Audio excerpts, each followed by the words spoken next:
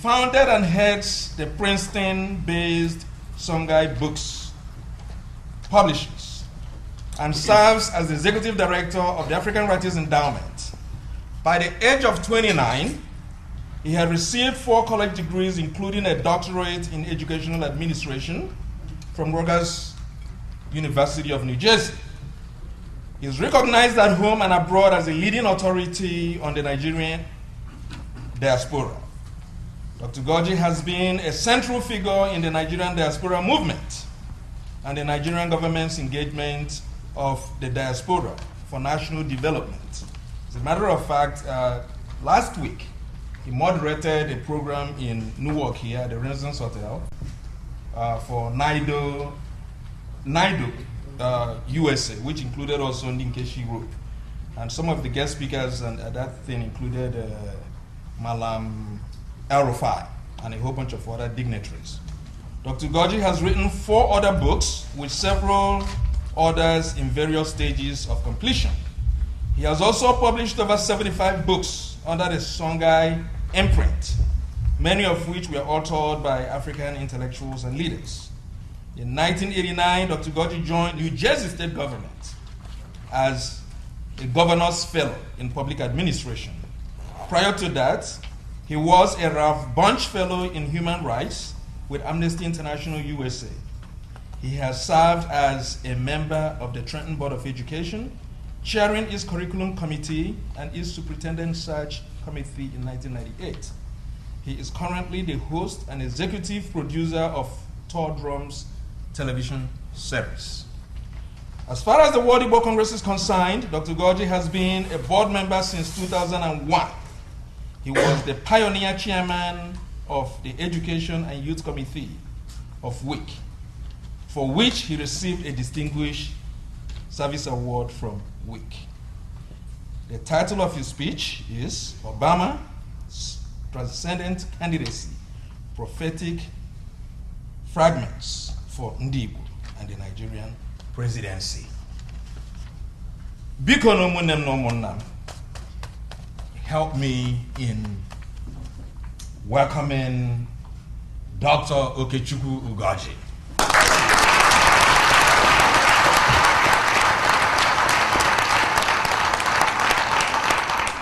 Cha cha cha Igbo kelenu.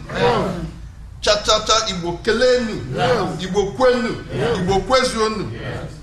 Mr. Chairman of the World Igbo Congress, the elected officers of the World Igbo Congress, the distinguished board members, and the honorable delegates to the House of Delegates, Ndinwem Nandinkurumwe, ladies and gentlemen, brothers and sisters, but I bring you greetings on behalf of my 4 sons who are proud to share with you the same cultural identity and value system. I also bring you greetings on behalf of my father, Eze Ugoji, who is the Ojukwu one of Lord in Abombise, from whose Renaissance lineage I come. And I also bring you greetings on behalf of Nzukọ Ndị Igbo of South Jersey, which I call the No Drama affiliate of WIC in New Jersey. I want to stand on established protocols, but it behooves me to at least acknowledge a few people in the audience. The one person I wanted to start with, okay, I see him, is Idimbako. My brother, you have been a pillar in our community. Some of us hear about some things that I said about you. Don't mind that. And all of us know that you are an important person in our community, and we thank you for your work for the community. The chairman, former chairman of World Igbo Congress. I said once a chairman, always a chairman. Yes. I should let you know that among his accomplishments was the initiation of the Oji River project. And I want to also acknowledge that that project started from the New Jersey angle of the World Igbo Congress. My brother, in recognizing your work, I want to also recognize those who founded the World Igbo Congress. I bear witness that There is only one apex Igbo organization in the diaspora. And the name of that organization is the World Igbo Congress. I also bear witness that there is only one World Igbo Congress. And I'm speaking to that.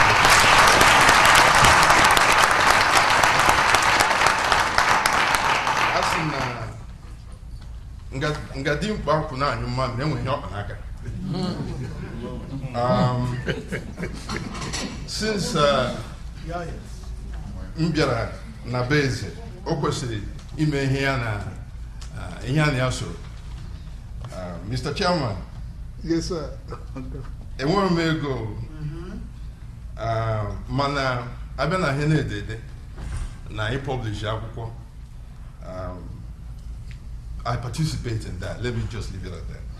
So I see him madu nwere ka ọ ga-eme. Otu ukwu ha nwaanyị ka ọ ga-atụkwasị dị ọgwụ ya. Si biko enwere akwụkwọ anọ n'ihi na ndị Igbo nwere a mythical symbolism around the number 4.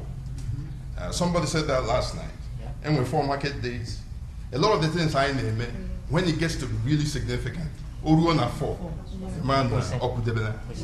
So I brought you 4 titles of the books from our publishing house. The first one, Umbari, the only existing scholarly journal of Igbo studies in the world right now. It's edited by Dr. Korea and published by the Songhai Corporation. So I brought you 2 copies of that for Ndimwoke and Ndimwai. I also have The Enduring Power of Igbo Traditional Religion, Fragments of the Perennial Philosophy. This was written by Reverend Dr. Ernest Oramasiongu, and this book just came out within the past couple of weeks. I also brought you 2 copies. It's a brother named Molefi Kete Asante. He's an African American. He wrote a book called Scream of Blood, and I had the honor of publishing it for him. It's called Scream of Blood, the Secularism in Southern Africa. I have 2 copies for you. And then finally, our brother, Navy Captain George Alele, Onyembise. He wrote a book called Naval Diplomacy, a Critical Component of National Power. I also brought you 2 copies. And there were.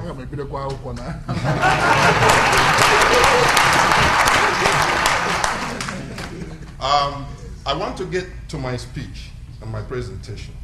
And of course, I want to state up front that anything I say is not necessarily the view of the World Igbo Congress. Let me quickly acknowledge also, Bikon briefly, one of the most important voices of his generation, one of the courageous voices of his generation. He's a fellow author, and he wrote one of the most significant works or books about the Nigerian Biafra War. He wrote a book called Blood on the Niger. He's here with us. Please, Bikon, I want you to acknowledge the presence of the honorable.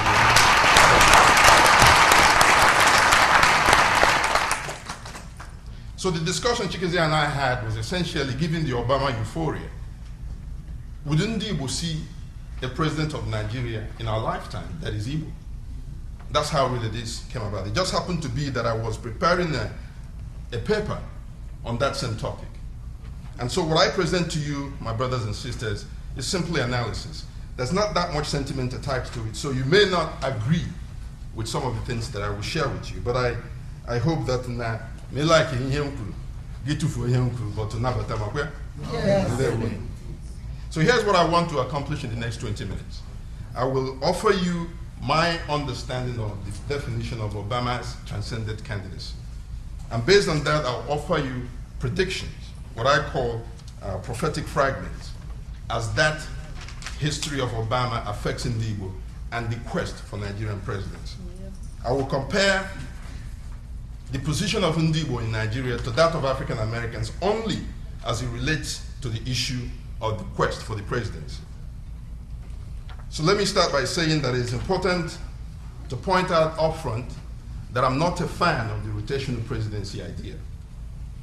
I believe, first and foremost, in a presidency that is enlightened and competent, and that is people-oriented, regardless of ethnicity, gender, or faith.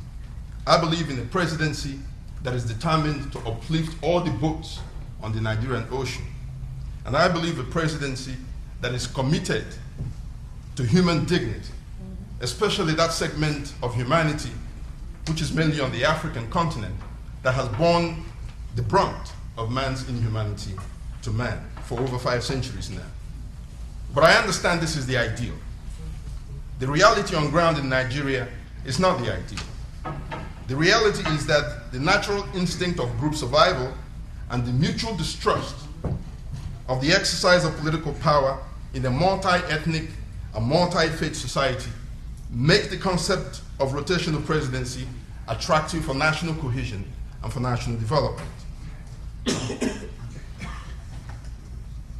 The Americans also have their own version of rotational presidents. But they tell you it's between the political parties, to which I say, onye na nkiya, whatever works for you. So as we leave our heads in the lofty clouds of idealism, it behooves us to also leave our feet and our ikenga firmly planted on the reality on ground in Nigeria. So while I believe the Igbo has no group entitlement to the presidency, I simply submit that the Igbo's place in Nigeria's contemporary history is such that demands the healing and the renaissance that a qualified, competent, patriotic Nigerian president of Igbo identity will bring to the table of nationhood. In other words, I submit that there has been amputation of Nigerians' national soul that still cries out for healing and for prosthetics.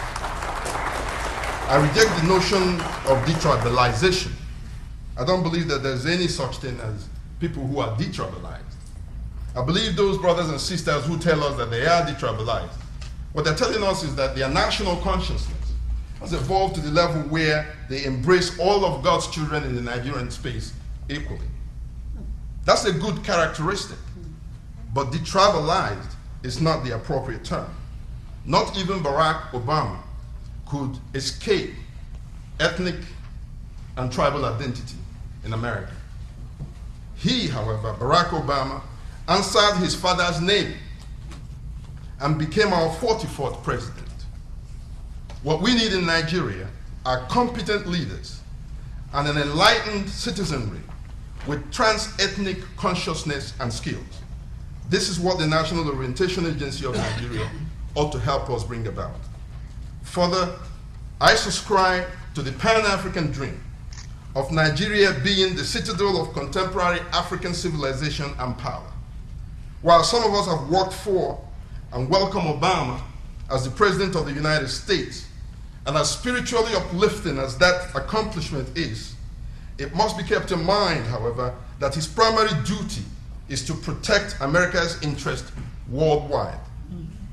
The President of Nigeria, who by oath and duty is responsible for the lives and aspirations of the greatest number of black people in any nation of the world, remains the most important man in the black world.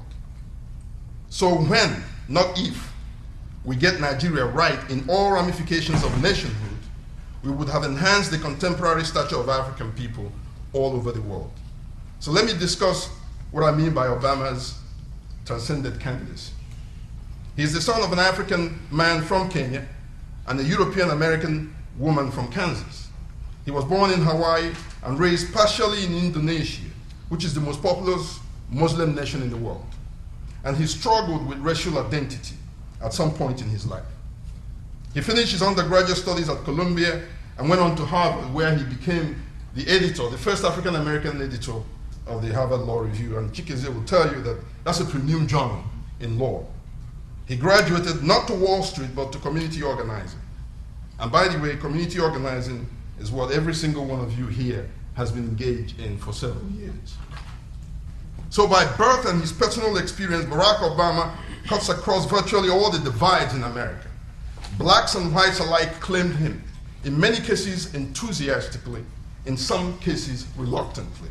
And Latinos and Asian Americans and Native Americans even saw in his election the manifestation of their own humanity and dignity in the American journey. On January 9th, 2008, which was the day after he lost the New Hampshire primary, that was the day that I joined his campaign fully, instead of just give money. On that day, I wrote a piece entitled The Obama Imperative that was published by Professor Tony Fanola in his US-Africa Dialogue series. when most Nigerians in the diaspora, and even most African Americans, didn't believe that Obama had a chance to become the nominee, let alone the president, I wrote in that piece, and I quote as follows: "Whenever and wherever there is a barrier to be brought down meritoriously on matters of gender and race, I have found an irresistible pull to get involved in furtherance of that effort, no matter how long a shot it is. The longest shots bring the sweetest uplifts." I met Obama for the first time in 2005 when he came to New Jersey to campaign for Governor John Karzai, who was running for governor at the time. Obama's fight is my fight, not because we are both of African heritage, but because more than any other effort in this election, that is the past election, he has the greatest prospects of the sweetest and most consequential uplift for all. So I shall now weave the rest of what I call his transcendency into what I call prophetic fragments, essentially 4 predictions as it manifests in the Igbo moving forward. The first one is, 1, there will be a president of Nigeria whose primary ethnic identity is Igbo within the next 14 years. The second, there is a 95% probability that that person would have been born in 1959 or after 1959. Third, there is a 95% probability that that person will be a man and not a woman. And fourth, the person would have been educated and or worked as part of what is now referred to as the Nigerian diaspora. Let me briefly touch on all 4 of them and explain what I mean. The timeline issue. With 2 more years left in his current term, President Umaru Musa Yar'Adua of the People's Democratic Party, PDP, is naturally expected to seek a second term. I said naturally, that doesn't mean he will. If he does seek a second term, gains the PDP's nomination, and wins the general election, none of which is guaranteed, he would have served another 4 years from 2011, which is when the next presidential election is scheduled. The Grand Oracle from Benin recently offered a prayer to that effect at the Yar'Adua house, if you know who I'm talking about. If this happens, it will be a lot easier to convince our brethren from the north to enable the rotation pendulum to swing away from the north one more time in 2015, which is 6 years from now. This is the best case scenario as I see it. If President Yar'Adua, however, chooses not to run, or loses his party's nomination, or goes on to lose the general election in 2011, his successor will most likely be another brother from the northern part of our country. This will be in keeping with the unwritten understanding of rotational presidency. Under this scenario, the new president who succeeds Yar'Adua from the north will most likely seek a second term. Yes. Should that new president run again and win, that takes us to the 14th year of this prediction that I'm talking about. The second is the age group thing. It is no accident that it took a post-civil rights era candidate to become the first African-American president of the United States. It's no accident. The majority in America had, and still may have, the same concern about a black becoming president that the rest of Nigeria had about an Igbo becoming president. That fear is the fear of retaliation and revenge. Apart from his many skills and other attributes, Barack Obama had neither the memory of slavery nor the civil rights scars of struggle of generations of black leaders before him. His carriage and his life experience made everyone that harbored those fears, at least most of them anyway, unafraid of revenge and retaliation under his leadership. In post-apartheid South Africa, for instance, the Nelson Mandela who was not in a mood for retaliation and revenge became preferable to the more strident freedom fighters who wanted the nation of Azania. You don't hear about Azania anymore.